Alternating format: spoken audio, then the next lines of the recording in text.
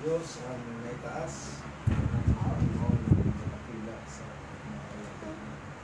mga so umaga ito, patuloy tayong nasa series pa din tayo ng sa ating topic na about Ebanghelyo, mensahe ng Ebanghelyo. Ang Ebanghelyo po ay dapat maintindihan sa panahon natin ngayon dahil merong warning ng ating Panginoon patungkol sa gospel. Ang Ebanghelyo po isa lang. Ang Ebanghelyo, hindi yan dalawa, hindi yan tatlo. At walang ibang Ebanghelyo. Liban lamang sa Ebanghelyo ng Diyos. At yun yung dapat na maintindihan natin sa panahon natin ngayon. Especially tayo na mga tunay na naniniwala sa ating Panginoon. Now, ang mundo ay maraming ino-offer sa usapin ng pangrelihiyon. Pero sa dami ng mga relihiyon, iba't ibang relihiyon sa mundo, mapapansin natin na isa lang ang relihiyon na nangaral patungkol sa pagliligtas na nakaugnay kay Kristo. Halos lahat ng relihiyon sa mundo, para ikaw ay magkaroon ng kaligtasan, ang kailangan mong gawin ay mabuting gawa. Ibig sabihin, pagka ikaw ay masama, sa impyerno ka mapupunta. Pero pagka ikaw ay mabuti, sa langit ka mapupunta. Dalawa lang naman yung destinasyon ng tao na kanyang pagpipilian. Sa impyerno o sa langit.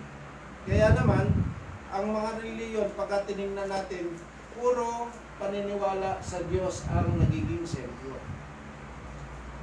Pag tinignan natin ang Islam, paniniwala kay Allah ang sentro. Pagka sinundan natin yung susunod na paniniwala nila kay Allah at saka sa kanyang propeta, doon lang naman ang kanilang sentro.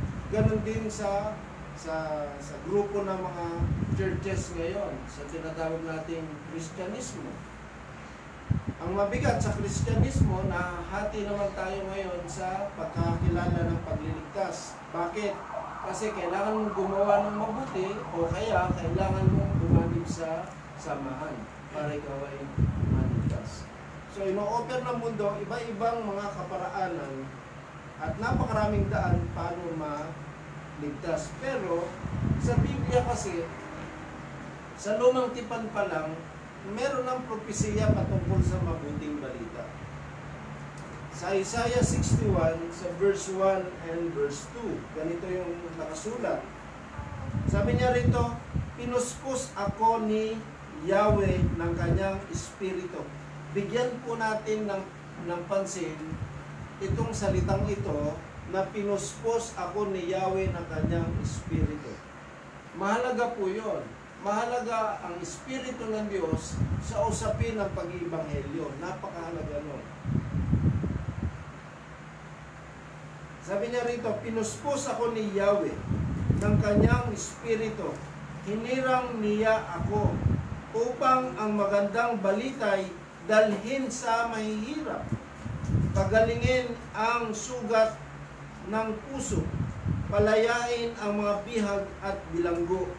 Sinugo niya ako upang ibalita ngayong panahon ng ililigtas ni Yahweh yaong mga tao na hinirang niya at upang lupigin lahat ng mga kaaway. Ako ay sinugo upang aluin ang nangungulila, upang ang tumatangis na mga tagasyon ay paligayahin sa halip ng lungkot. Awit ng papuri yang aawitin ang Diyos na si Yahweh, iingatan sila at kakalingain. Sila ay unlad na parang halamang itinanim at bawat isa ay pawang matuwid ang siyang gagawin. Sa kanyang ginawa, siya'y pupurihin. Ito yung propesiya ng pagpapahayag ng ating Panginoon sa Kristo ng Ebanghelyo. Now, ano yung unang ginawa ng Diyos kay Kristo bago siya mangaral ng Ebanghelyo? Pinuspos muna siya ng Espiritu. So, So, ibig sabihin, si Jesus Christ, yung propesiya kay Kristo, bago siya mangaral, kailangan siya puspos ng Espiritu. Tanong, sa panahon ba natin ngayon, ganun din kaya ang nais ng Panginoon? Kapag ka ikaw ay nagdala ng mabuting balita, kailangan ba puspos ka din ng Espiritu? Kasi yun yung napakahalagang dapat na maintindihan ngayon. Bakit? Kasi ang kapuspusan ng Espiritu, hindi pwedeng dayain yan. Hindi pwedeng i-duplicate yan. Ang pag-aaral ng Biblia, pwedeng pag-aralan. Bakit? Maraming nag-o-offer ng Bible school o ng mga paaralan para ang Biblia mapag-aralan. Pwede. Bakit? Kasi logos yan eh. Nasusulat, mababasa mo, maiintindihan mo. Pwedeng pag-aralan yan. So kahit sino na gusto mag-aral ng tinatawag nating theology, ay pwede mag-aral. Kahit si Brother Verne, pwede. Basta meron kang tuition fee, pwede. At pwede ka nga mamili ng paaralan o Bible school na pinakamataas na antas ng pagtuturo ng Bible school, pwede. Alam nyo ba, ang pinakamahal na eskwelahan, hindi sekular. Ang pinakamahal na eskwelahan sa panahon natin ngayon, Bible school. Dito sa Pilipinas, merong Bible school, $1 ang tuition fee. Hindi ka basta-basta makapag-aaral ng Bible school na yan nang ikaw ay mahirap.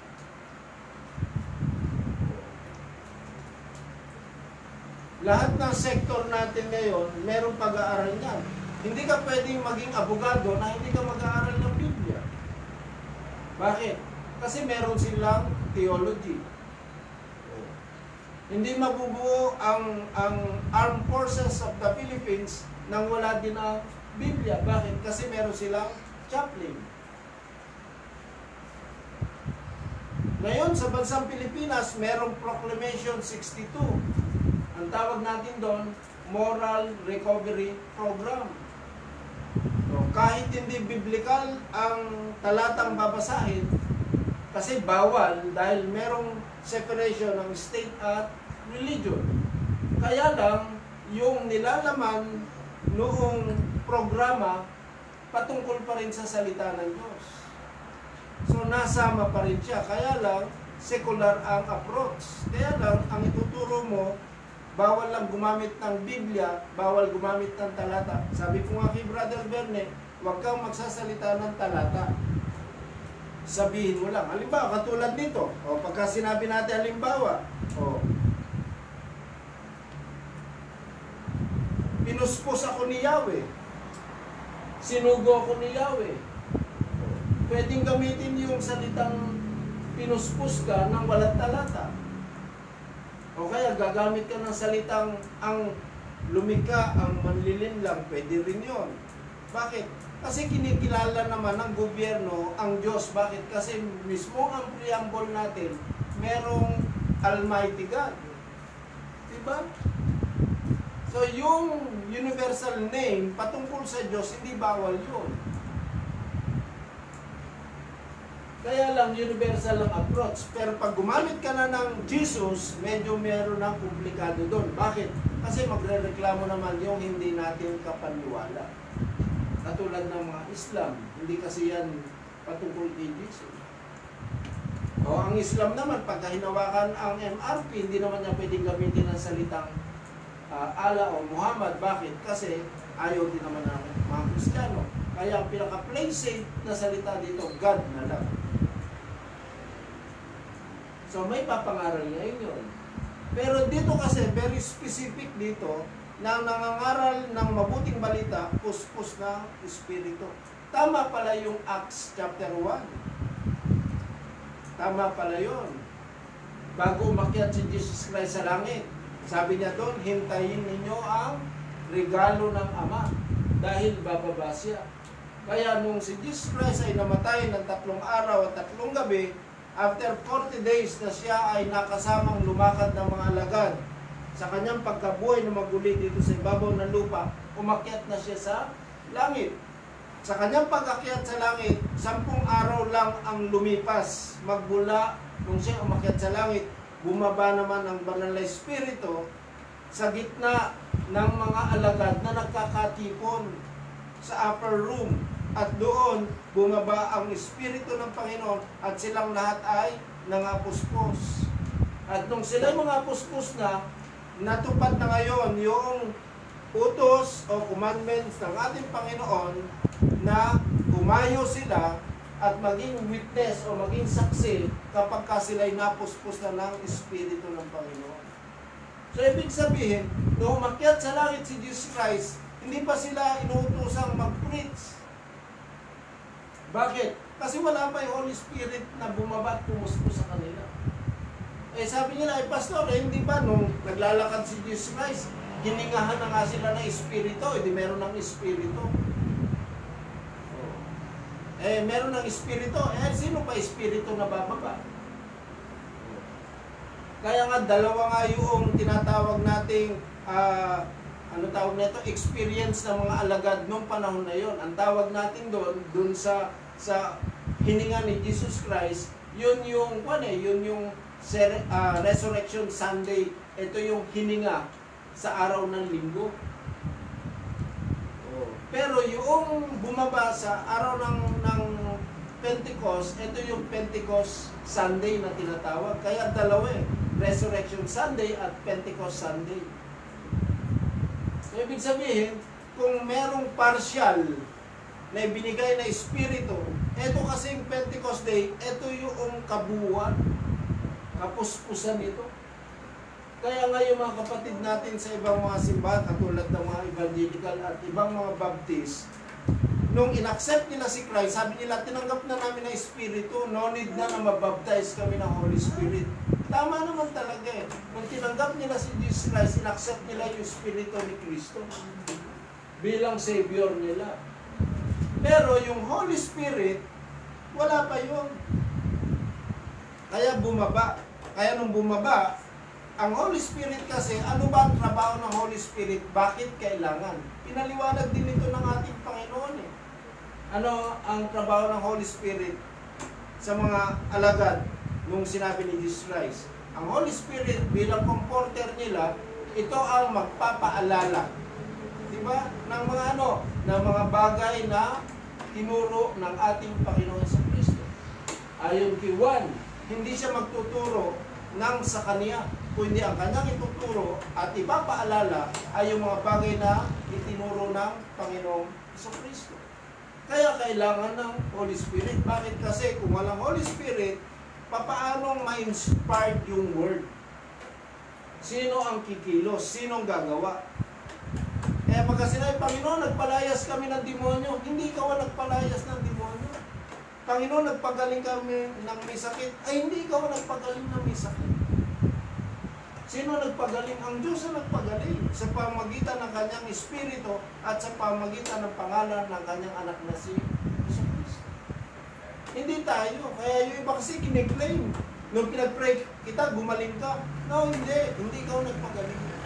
Ang nagpagaling ang Diyos ang nagpagaling sa pamamagitan ng banal na Espiritu. Bakit? Kasi yung Holy Spirit, siya ang gumagawa, siya ang kumikilos. Kahit nga nung si Jesus Christ ay mamatay at muling mabuhay, ang Espiritu ng Panginoon ay sa salita ng Diyos ang bumuhay kay Jesus. Kaya ang Holy Spirit, para may pangaral ng mabuting balita, importante ito sa mga ngaral. Kaya kahit na PhD ka pa, without the Holy Spirit, wala kang karapatan para i-preach ang Ebanghelyo ng Panginoon. Bakit? Kasi yun ang order ng Diyos. Hindi ka pwedeng mangaral. Bakit? Kasi merong kalakip merong gagawin O tingnan natin yung mga gagawin kapag ikaw ay nangaral ng mabuting balita. Sabi niya, pinuspos ako ni Yahweh ng kanyang Espiritu, hinirang niya ako, napakahalaga nun, upang ang magandang balita dalhin sa mahihirap. So ito, napakahalaga nito. Ang mabuting balita saan dapat dalhin? Sa mga mahihirap. Pero hindi nangangahulugan na ang mabuting balita ay hindi pwedeng dalhin sa mayaman. Kaya lang, kung meron dalawang tao na nakatayo sa lansangan at kung meron sa kanila na dapat unang makarinig na ebanghelyo, walang iba kundi mahirap. Kaya yung unang dapat na makarinig. Bakit? Kasi sa kanila unang dapat binigay. Pero sabi nila, Pastor, hindi naman financial na kahirapan ang tinutukoy dyan. Pwede din yun. Bakit? Kasi ikaw ay mahirap sa tinatawag nating spiritual na bagay. Tama naman ang Biblia. Maraming mayaman sa material, mahirap naman sila sa spiritual. Ay, yaman-yaman mo, pero sa pananampalataya, mahirap ka. Parang lumilitaw dun sa mga taong walang pananampalataya. Doon dapat ipangaral.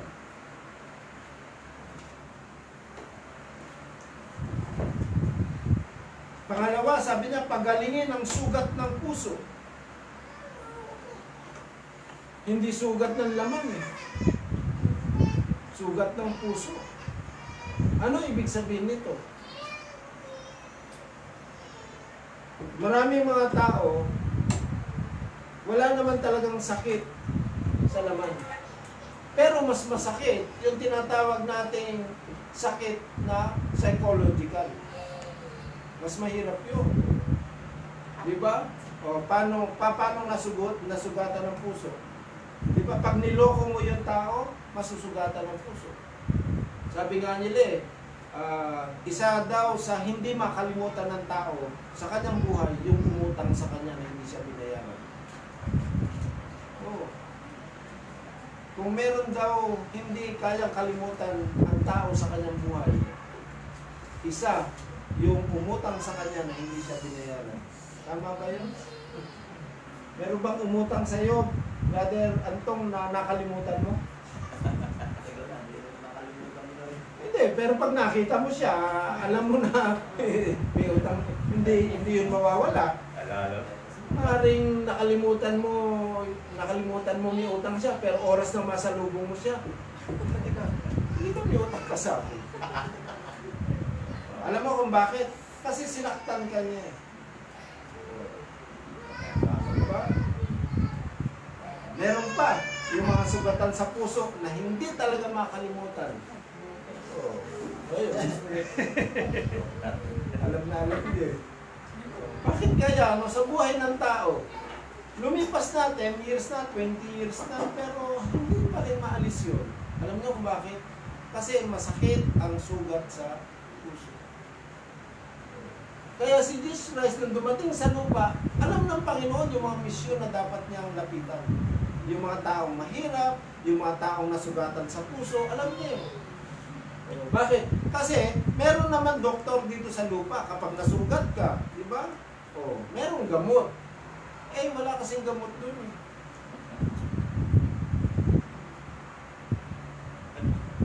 Maraming, kaya nga may mga doktor na mga psychologist, pero pahirapan eh. Ba't kaya karamihan ng mga psychologist, Sir Mark, nasa mental? Karamihan. Bakit kaya? Kasi pagka yung depressed masyado ng malalim, hindi lang puso ang masisira, pati mental yun. Pag hindi na niya kayang tanggapin, yun ang pinakamasakit. Sa akin, sa buhay ko bilang pastor, ang dami kong naging trabaho about deliverance. Karamihan ng pinag-pray ko sa deliverance, ang sakit, bitterness. Karamihan. Puro kapagitan sa buhay.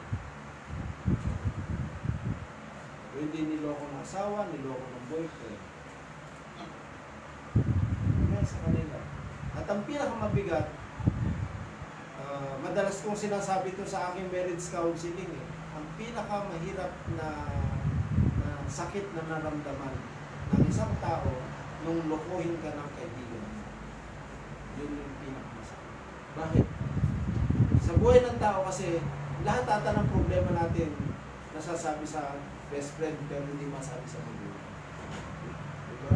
Pag meron kang unang nagawa, ang unang nakakaalam, kaibigan. Hindi mo masabi sa magulang mo. Kaya pag ang kaibigan mo ang nag-dismiss ng problema mo, Yun yung pinakamasakit na nararamdaman ko sa kanya. Sa Tuguegarao, meron akong kasong ganyan. Nagtulong na siya, ayaw na niya lumabas ng bahay. Ang gandang babae, nakatapos ng pag-aaral, pero ayaw, pag nakakita ng tao, tumatakbo, nagtatago. Eh, sabi sa akin nila Pastor Aloni, Pastor, tingnan nga natin kasi ba't kaya ganun ayaw niya lumabas. Eh di, pumunta naman kami. Eh, hindi niya alam na parating kami. Hindi niya alam eh. Ang alam niya sila Pastor Aloni lang ang darating. Di dumating kami. Pagdating namin, nung makita niya may kasama, ay umakyat na kagad. Tumawa ko na sa taas. Ang problema, nagtama yung mata namin. Nung umakyat siya, nung tinignan mo siya, nagtama yung mata namin. Tapos na, nagtama na. Eh, sabi ni Pastor Aloni, Pastor, pasensya ka na, hindi natin nakausap. Paano yun? Okay na, walang problema. Ito ang gusto kong sabihin mo sa kanya. Hindi habang nasa sasakyan kami. Alam niyo ba na malaki ang problema niya? Anong problema niya, Pastor? Yung kasing sekreto niya, nabulgar. Totoo, Pastor, may sekreto siya. O, nabulgar. Alam mo ba kung sino nagbulgar? Best friend niya. Ba't mo alam, Pastor? Eh, yun yung nilalagay ng Lord sa akin. Ay, di pagdating sa bahay, tinawagan niya. Hello, sabi niya. Totoo ba, sis, na may problema ka? Umiyak na siya. Nabayagin lang na problema. Hindi na naman pinapansin. Totoo ba na yung sikreto mo na bulgar? Apay ablong, sabi niya. Ba't mo alam? Totoo ba na yung best friend mo ang nagkalat? Ba't mo nga alam? Sabi niya. Iso timbagan ni Pastor Kinyak, sabi niya. Umiyak. Kaya nung bumalik kami, kumanap na siya. Pag-pray na siya. O ngayon, empleyado na rin siya. Kahit pa paano, nagtatrabaho siya. Nakalaya. Bakit? Kasi yung sekreto mo, matagal, ang sumira. Kaya sabi ng Biblia, huwag mong tiwala sa tao. Kaya kung yung sekreto, ang pinakamaganda lapitan mo, pinaka-the best, kung hindi si tatay, si nanay. Yan ang pinaka-the best. Bakit? Kasi hindi ka chichismis ka. Pagka chichismis ka pa niyan, ewan ko na lang. At siya makapag-advise. Si Jesus Christ, ito yung trabaho niya. Kaya kapag hindi spirit-filled Christian, ang isang tagapaghatid ng mabuting balita, walang sustansya ng mabuting balita. Graduate ka ng Bible School, hindi ka baptized ng Holy Spirit. Bago ka sana humayo, dapat mapuspos ka muna ng Espiritu para maging efektibo ka. Bakit? Kasi dadalhin mo ito sa mga sugatan, sa mga bilanggo. Alam niyo ba yung bilanggo na palalayain? Hindi bilanggo sa jail. Bakit? Maraming mga nasa bilangguan ang malaya. Maraming mga nasa labas ang bilanggo. Marami. Diba? Sabi ko nga doon sa isang sharing namin, kasi isang kaibigan namin, 10 years na gusto na niyang maglingkod sa Panginoon. Naglilingkod. Ang problema, nasa kasalanan. Ang tawag doon ay bilanggo. Ang prayer namin sa kanya, sana makita niya yung pinto sa kanyang kaisipan na mabuksan at makalabas sa kasalanan. Pero hanggat sarado yun, hindi makalabas. Magtataka ka. Sa palagay niyo, hindi kaya niya alam na siya ang ginagawa niya kasalanan. Alam niya yun. Ang problema, hindi nga siya makalabas. Bakit? Kasi siya ay so, sino magpapalaya? Ang Espiritu ng Panginoon sa pamamagitan ng Kaya ang Ebanghelyo ng Panginoon, merong napakahalagang minsan. Samahan niyo ako sa Galatians chapter 1.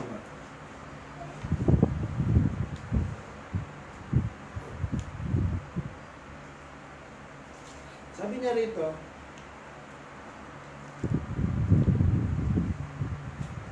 nagtataka ako kung bakit, sabi niya, kay dali ninyong tinalikdan ang Diyos na tumawag sa inyo sa pamagitan ng pag-ibig ni Kristo at bumaling kayo sa ibang mabuting balita Ang totoo ay walang ibang mabuting balita, lamang may mga nanliligalig sa inyo at nagsisikap na baguhin ang mabuting balita tungkol kay Kristo.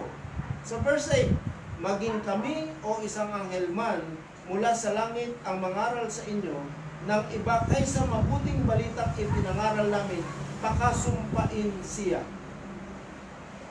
Sinasabi namin at inuulit ko, kung may mangaral sa inyo ng iba kaysa mabuting balitang tinanggap ninyo, pakasumpain siya. Yun yung napakahigpit na Biblia. Bakit kaya? Ang pananampalataya patungkol sa ibang Diyos ay naglalayo sa tunay na pagkilala sa Diyos. Ito yung sabi niya. So, ibig sabihin, kapag ang isang tao ay naniniwala na merong isang Diyos, pero iba yung gospel na pinaniniwalaan niya, tiyak, mali yung paniniwala niya sa isang Diyos. Yan ang sabi niya. Sabi niya, nagtataka ako kung bakit kay dali niyong tumalikod. Bakit? Kasi ang trabaho ng kaaway talaga, baguhin ang gospel. Kasi oras na nabago niya ang gospel, at yung tao yung naniwala doon, wala nang dahilan para pahirapan pa niya yung sarili niya at itapon sa impyerno yung tao. Magkaroon lang siya ng false gospel, diretso na sa impyerno yun. Diretso na yan. O kaya napakahalaga na yung ebanghelyo talaga maintindihan natin. Ang ebanghelyo kasi, walang ibang ebanghelyo kung hindi si Kristo.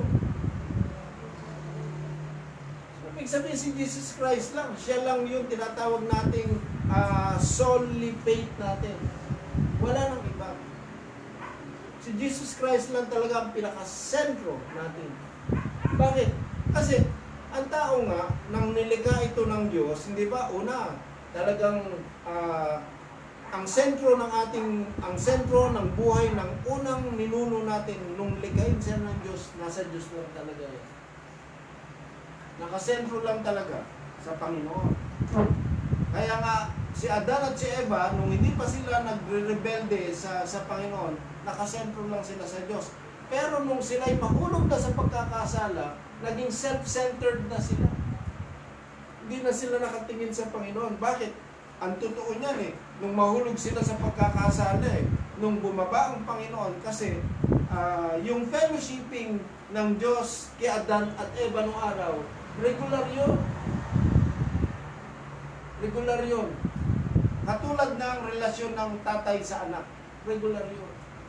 Kaya nga kapag ang Diyos na pinaniniwalaan mo, hindi siya tatay, ano ang relasyon ng Diyos sa tao?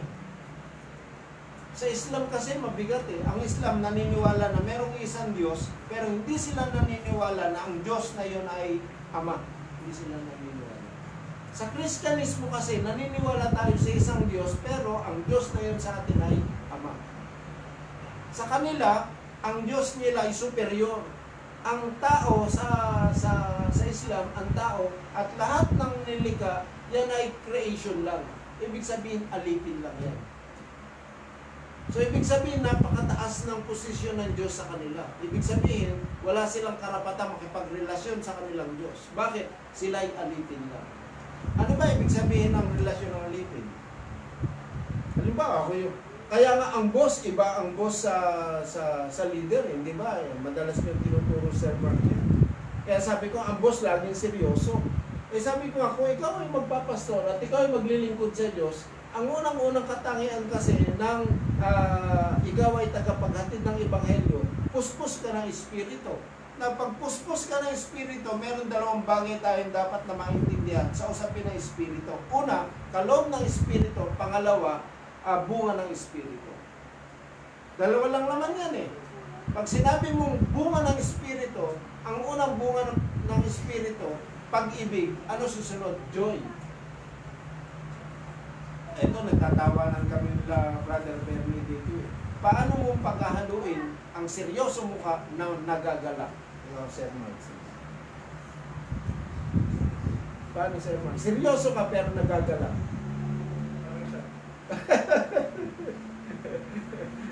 Hindi, ikaw ang nagagalak sa mukha niya pagka seryoso. Di ba?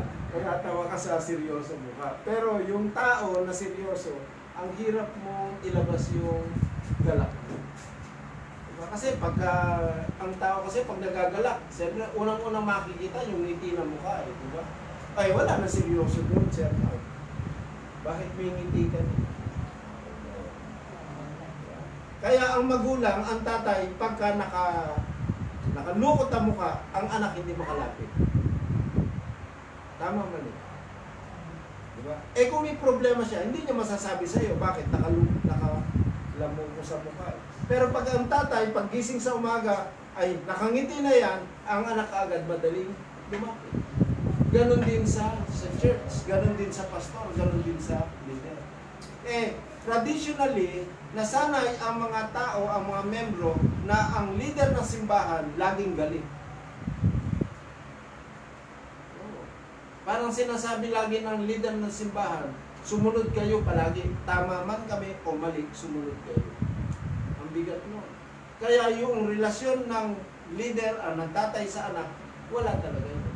Kaya sabi ko, gusto mo magkaroon ng bunga talaga, gusto mo magkaroon ng membro, napakadali lang magkaroon ng simbahan. Kapag ang isang pastor, meron siyang pusong tatay.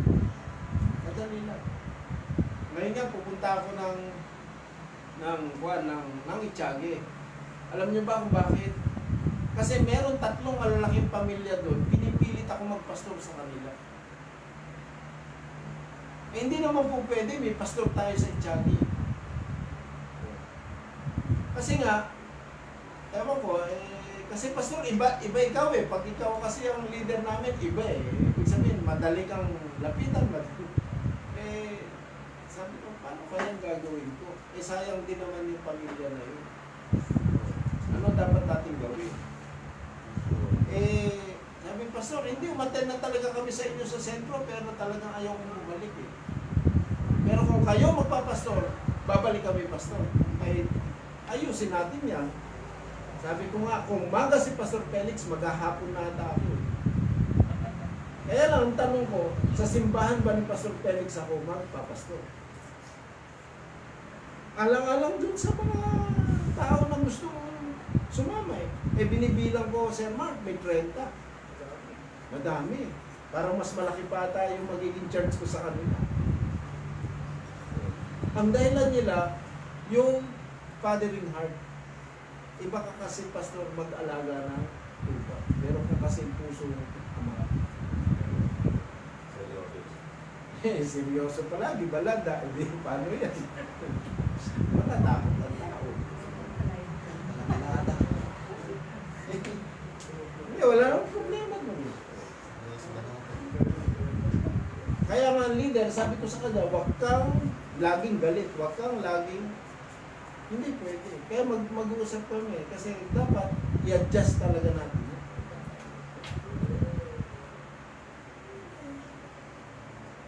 Eh kaya lang, kung ang kaligtasan, ang pinag-uusapan, lahat ng aspeto pinag-aaralan.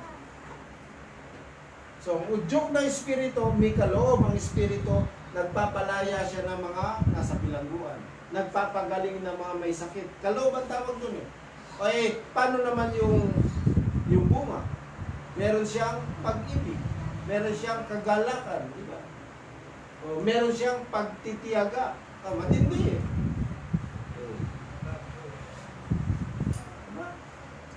Kasama, kalakip eh. Kalakip yun eh. So si Jesus Christ, yun yung kanyang nilakaran nung panahon na yun. Bakit? Kasi una, ang Ebanghelyo, dapat nating maintindihan na ang Ebanghelyo kasi, Ebanghelyo ng Diyos ito. Hindi kasi Ebanghelyo ng tao eh. Kaya sabi niya, walang ibang Ebanghelyo. Pwede ang Ebanghelyo ay galing talaga sa Panginoon niya. Tingnan niyo ito.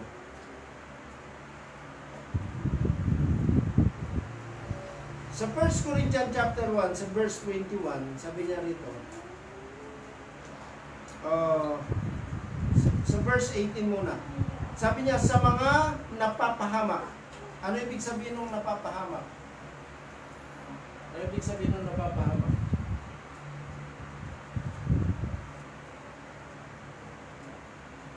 Ano ba, sa pagkain.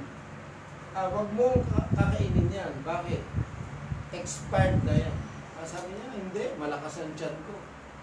O di, tiwala siya na malakas ang tiyan niya, na kahit anong kainin niya, kung pwede lang, kinain niya. Nagkasakit, napahama. Yun ang ibig sabihin. Tiwala ako sa kanya, sasama ako sa kanya. Huwag ka sasama dyan. Bakit? Rapist yan eh. Hindi, sabi niya. Tiwala ako sa kanya. Sumama, hindi natin. Maraming mga tao ang napapahamak dahil sa pagtitiwala. Sobra tiwala sa sarili, mapapahamak. Sabi niya, sa mga napapahamak, ang aral tungkol sa pagkamatay ni Kristo sa krus ay kahangalan. Ngunit sa atin na iniligtas, ito'y kapangyarihan ng Diyos.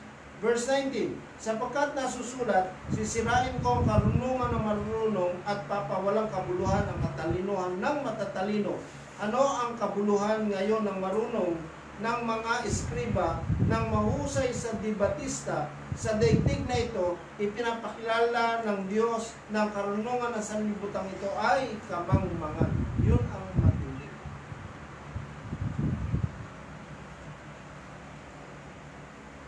Maraming marunong napahamak. Bakit? Kasi mas nagtiwala sila sa karunungan nila.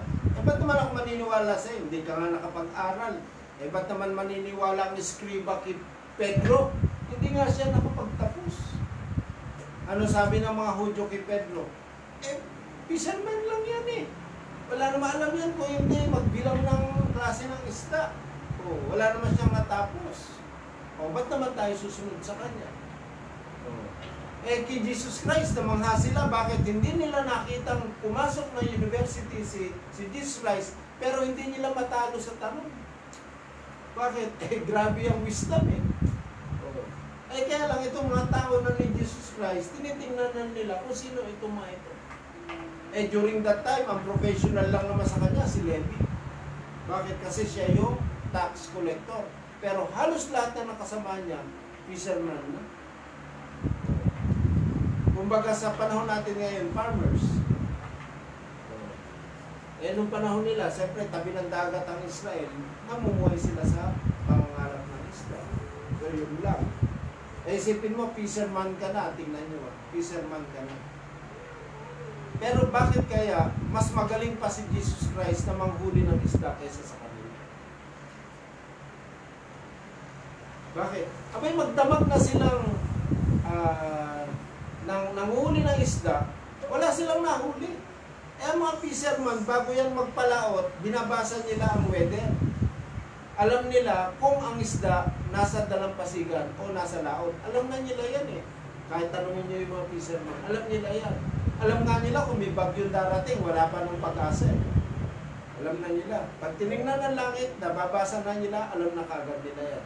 Pag tinignan nila ang buwan, kung meron ba o wala, alam na nila kung may isda. Pero sa pagkakataon na yun, brinake ng Diyos yung karunungan ng mga fishermen nito. Bakit? Magdamag silang ng huli na isda, wala sila nakuha. Ano ang sabi ni Jesus Christ? Sabi niya, Pedro, pwede bang paggamit ng iyong bangka? Bakit? Mangangaral lang ako. Sabi niya, pwede pakisagwan. Nung oras na yon, naglilinis na ng lambat si Pedro, kasama ng kanyang mga partner sa pangingisda. O hindi, umusad lang ng konti si Pedro sa kanyang bangka. Nakatayo si Jesus Christ nangaral. Pagkatapos niya mangaral, sabi ni Jesus Christ kay Pedro, Pedro, ihulog mo na yung lambat mong nalinis. Sabi niya ba, Panginoon, magdamag po kami ng huli. Wala pong isda ngayon. Bakit? Ang isda po wala ngayon. Dahil sa sinabi ni Jesus Christ na ihulog yung kanyang lambat, inihulog. Nung ihulog niya, nung iangat na niya, hindi na niya maangat. Sabi ng Bible eh. Kaya nung sabi ni Pedro kay Juan, nasa kabilang bangka si Juan eh. Sabi niya, Juan, tulungan niyo kami. Bakit? Hindi tulungan para hilahin yung lambat. Dahil lulubog na yung bangka sa dami ng isda. Ano ibig sabihin nun? O hindi yung kaalaman ni Pedro, yung kaalaman ni Juan sa pangingisda na wala ng saysay. Bakit? Ano sabi ni Jesus Christ? O kayo mga isla, huwag kayo magpapahuli ngayon. Di wala. Concentrated sila sa isang lugar. Doon sa lugar na kung saan tatayo si Jesus Christ. So, di ba? Ang iniisip nila Pedro, nasa gitnang dagat na isla. Aba, nagkataon ng oras na yun, nasa tabi ng Panginoon. Eh, ba't hindi nalaman nila Pedro na ang doon yung mga isla? Sabay naglilinis na sila eh. Hindi pa nila nakita ang doon yung mga isla. Eh, gano'n ba karaming isda yung nasa paligid nila? Sabi ng Biblia, lulubog yung bangka eh. Eh, ibig sabihin, higit sa kapasidad ng bangka ni Pedro, yung nahuli niya. Dami. Yun yung patotoo na karunungan ng tao, nagiging kamangmangan lang niya sa akin. Kaya napakahalaga na Espiritu ng Panginoon sa usapin ng pag-ibig.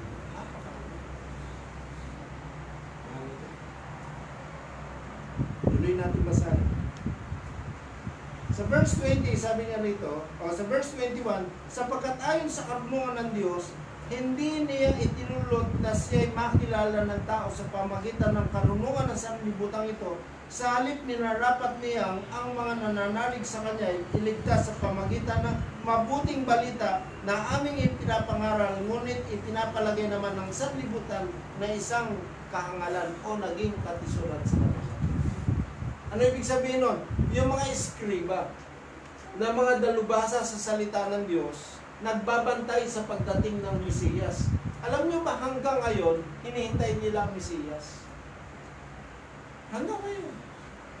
Kaya nga sabi nga ng Revelation pag dumating ang Mesiyas, na susunod kay Jesus Christ, walang iba kundi ang Antichrist, yun ang kanilang paniniwalaan. Kaya sa kanilang karunungan na deceive, ano revelation dito, Sir Mark? Maraming marurunong na dideceive sila dahil sa kanilang karunungan. Yun. Naloko ka dahil sa iyong pagtitiwala sa tao. Sabi ni Jesus Christ, aba hindi ko ipapakilala sa kanila si Kristo. Ito, malaking tanong. Bakit ginawa ni Lord? Kasi ayaw niyang ipakilala si Kristo sa mga taong nagmamarunong. Kaya kung nagmamarunong kasi, hindi ibigay dito. Kaya kung alam mo, malakas ka, hindi ibigay dito. Kaya sabi ko, kung gusto niyo talaga pagpalain kayo ng Panginoon, kalimutan niyo na lahat ng inyong naipundar dahil sa inyo. Maliwanag yun Deuteronomy chapter 8, maliwanag yun Pinadaan ng Panginoon ang Israelites, ang Israel sa wilderness ng 40 years. Ang purpose niya ron, para sila ay itest at magpakumbaba. Bakit? Kasi pagdating nila sa Kanaan, ang promise ng Lord kasi sa kanila, iangat ang kanilang buhay. So pag angat ng kanilang buhay, alam niyo ba, sa panahon natin ngayon, ang pinakamatalino tao sa kasaysayan ng mundo ay salita ng Diyos, mga Israelita. At ayon pa rin sa kasaysayan ng mundo, pinakamayamang tao pa rin, Israelita pa rin.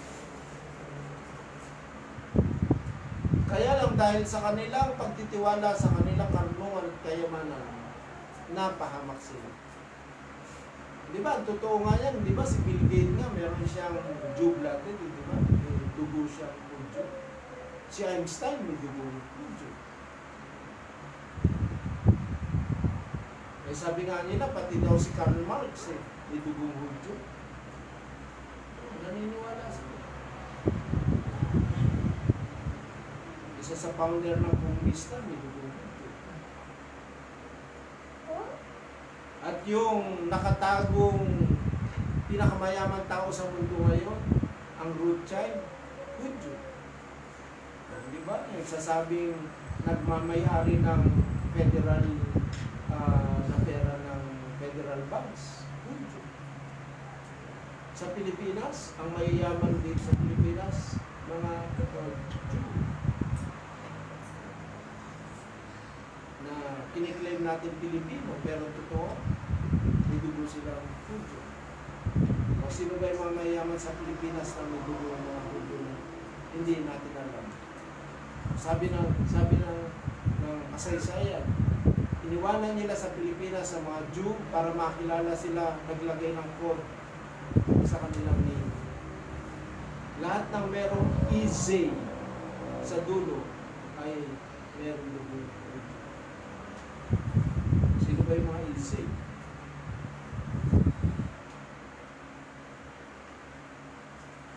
Ang mga EZ na may yaman sa atin, Lopez.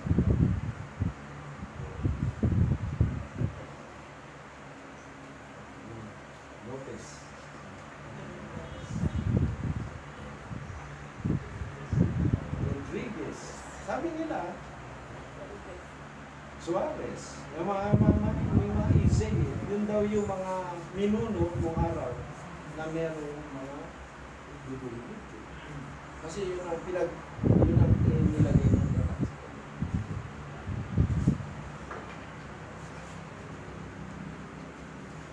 Sa Amerika, sa New York, ang mayayamang mga tao, pero bakit sila napahamak? Dahil nagtiwala sila. Tama ang Deuteronomy. Ano sabi niya ron? Pagka kayo'y yumaman, sabi ng Panginoon, huwag niyong sabihin, pinayaman mo ang iyong sabi. Kaya pala ang gospel, ang ebanghelyo ng Panginoon, ang gusto ng Lord, kinakailangan pala kalusin ka. Halimbawa, mayaman ka na, pero yung kayamanan mo talagang in-acknowledge mo sa Diyos na, Lord, lahat ng kayamanan ito, hindi akin sa iyo. Pag kinilala mo ang Diyos, ang lahat ng may pag-ari sa buhay mo, talagang ibubuhos na Diyos sa kapatid. Pero pagka sinabi, kaya nga si Pacquiao, itong huli, kumambyo siya. Diba?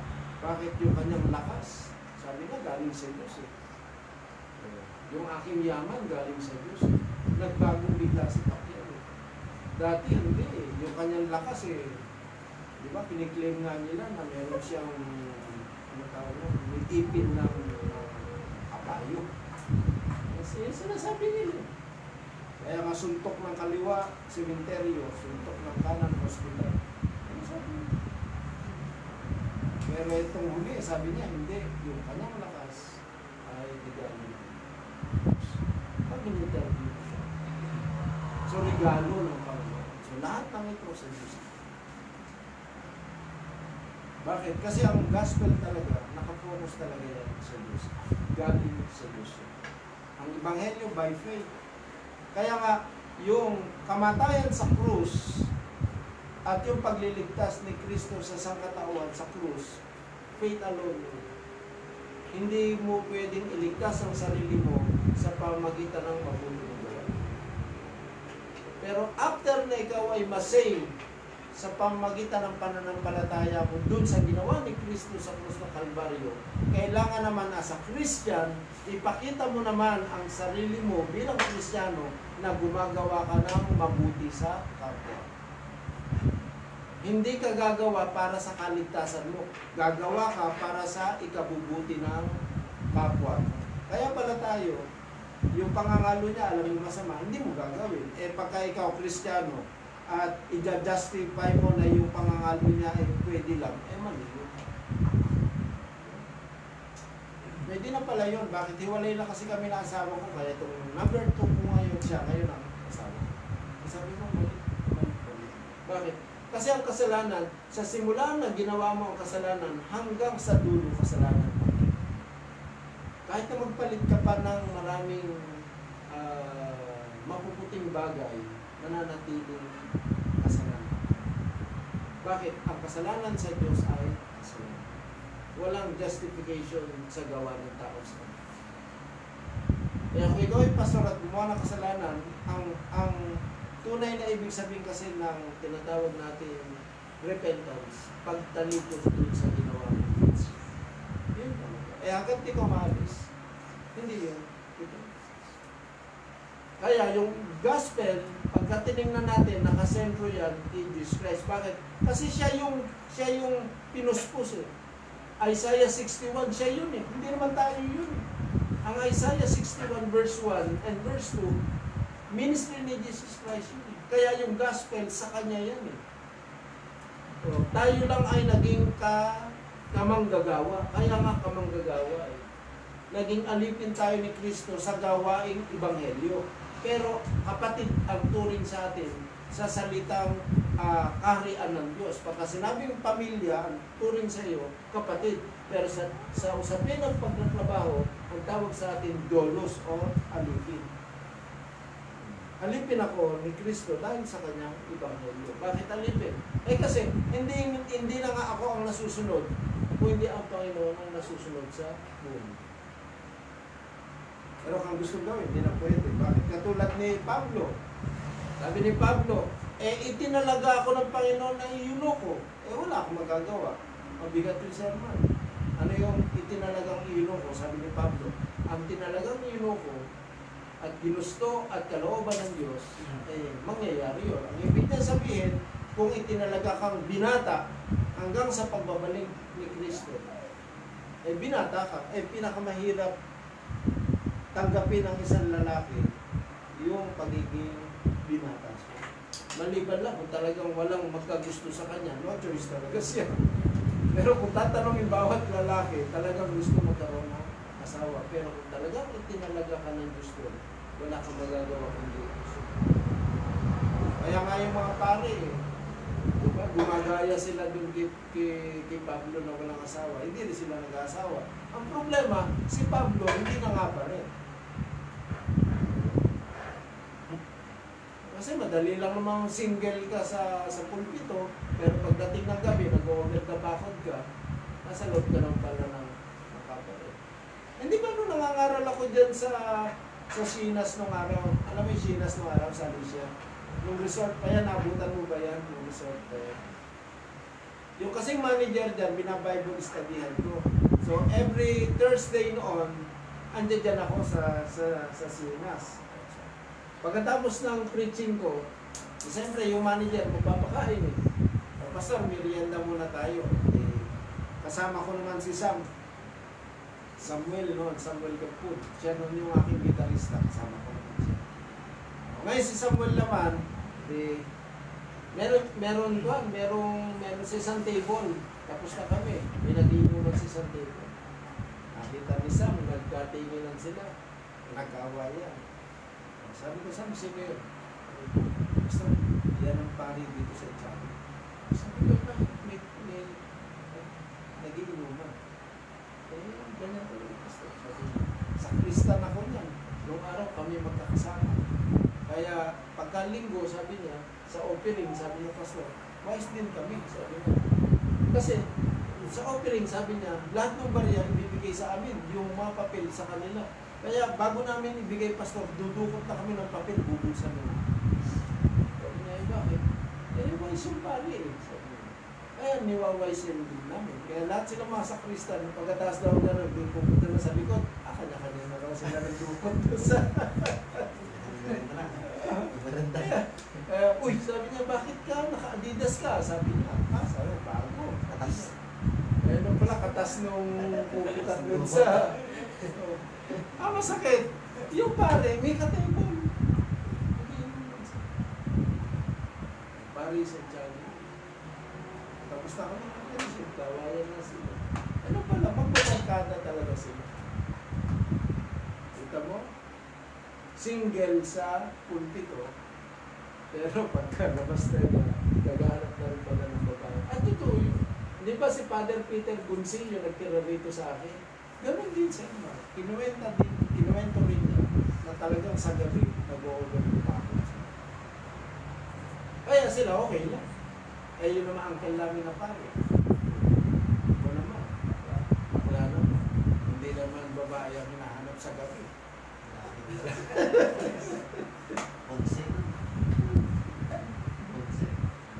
Walang patawad yun eh. Walang patawad yun eh.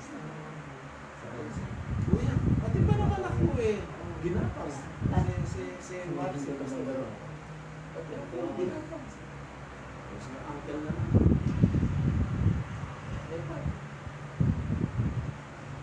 Magdadala ng Ebanghelyo, walang Espiritu ng Panginoon. Paano ipapangalan ako? Kaya may language ang buwan eh, ang gospel.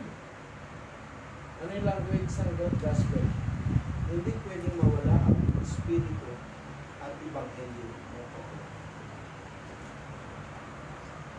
Kaya tanong ko nga o ikaw nangangaral ito, saan ka graduate? Sa University of the Holy Spirit. Perfect na university.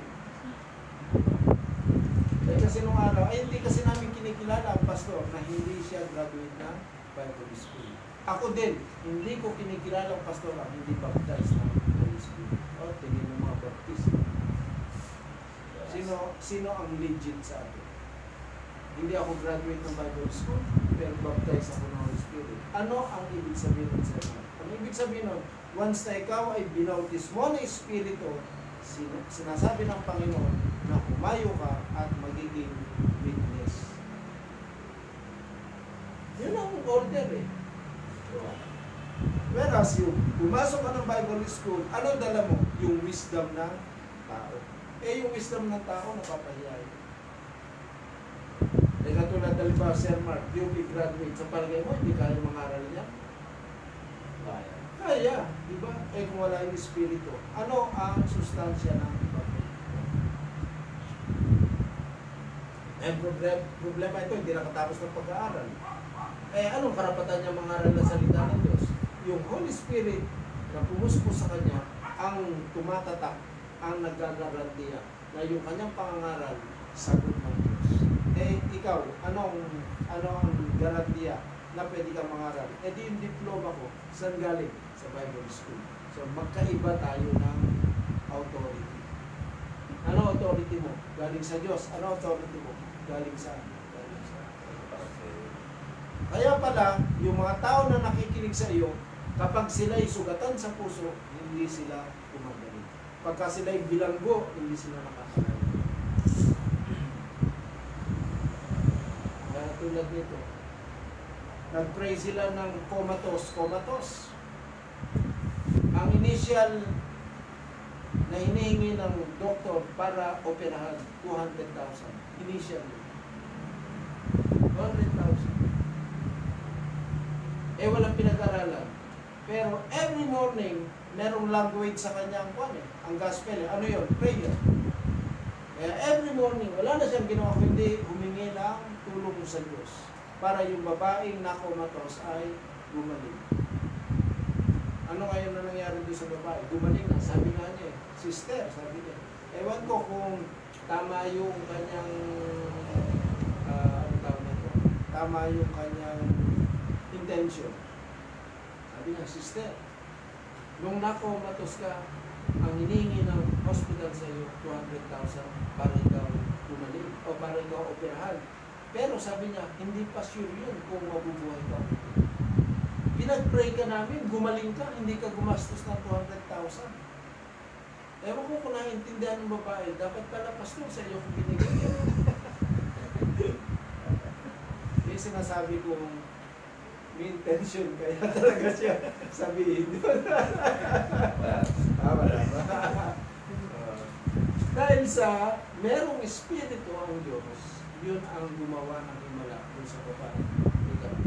Kaya ba niya magpagaling? Hindi niya kaya yun lang arthritis na niya, hindi niya mapagaling. Diba? Hindi, yun ang realidad na tayo, kaya tayo nagkakasakit, nagkakaroon ng karamdaman, kasi nga hindi tayo ang healer. Sino ba healer? Sino?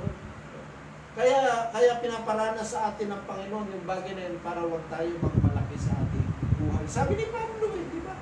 Para wag siya magmataas, ano binigyan ng Diyos sa kanya? Yung tinik sa kanyang laman. Kaya lahat tayo may tinik sa laman. Bakit? Deuteronomy chapter 8 nga yun para wag tayo magmataas sa ating sarili at sabihin sa Diyos na kaya nangyari itong mga bagay na ito dahil sa kakayanan ko. Kaya ako hanggang ngayon, kung ano may tagumpay na dumating sa atin sa God with us, hindi sa karunungan ni Pastor Ronnie, hindi sa kayamanan ni Sir Mark, kundi dahil sa Diyos ang ating pinagpilihan. Amen. Amen. Yun ang tunay na esensya ng Panginoon. Kaya ang aking masasabi sa inyo mga kapatid, isa lang ang Ebanghelyo, si Kristo.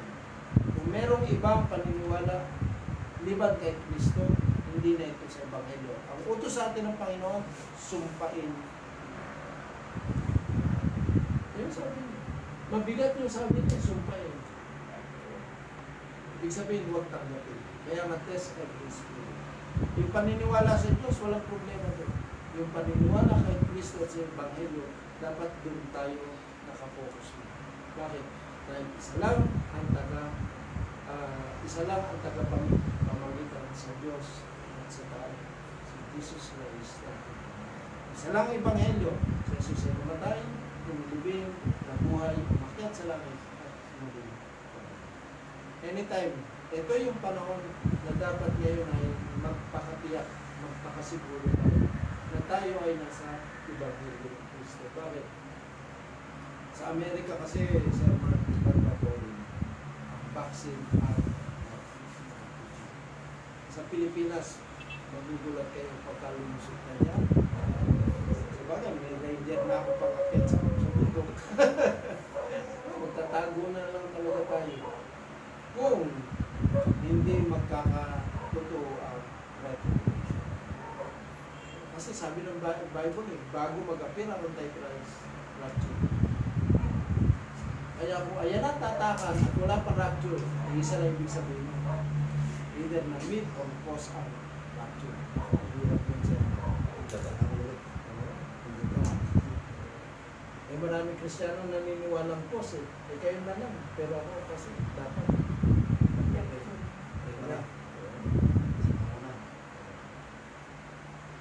Kaya sa Amerika ngayon, lumusot na eh. Ang tindi pa nung kanilang bill, nung number ng bill nila, 6666, apat ng 666. Hindi, basta yung 666 ang sa Pilipinas. Magsasample na raw sila. Magsasample na. Sa ulan.